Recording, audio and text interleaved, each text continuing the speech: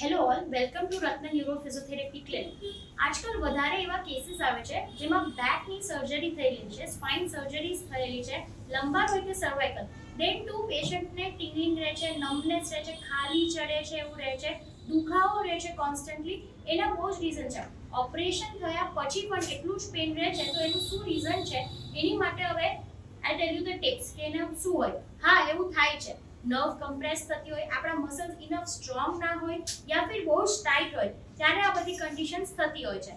એટલે એના માટે ખાલી એને સ્ટ્રેન્થન કરવા, અગર મસલ આવું શોર્ટન છે, હવે એમાં આપણે એને સ્ટ્રોંગ કરીએ, એમાં ખાલી એને લોડ થાય, એનું પેન વધે, તો બેટર કે આપણે પહેલા એને સ્ટ્રેચીસ લઈએ, એને પ્રોપર ફ્રી કરીએ અને પછી એને સ્ટ્રેન્થ કરીએ. બીજી આપણી આદતો હોય છે, લાઈક આપણી બહુ બધી એવી હેબિટ્સ હોય છે જેના લીધે ઓપરેશન પછી બી એ પેન વધતું હોય છે. So if you want to actually know કે બધી કઈ આદતો છે જે આપણે સ્ટોપ કરવી જોઈએ, કયા સ્ટ્રેચીસ લેવા જોઈએ તાકી આપણે સર્જરી પછીના પેન બી ઓછા થાય, તો you must follow us for more. In next video will show that conditions. Thank you.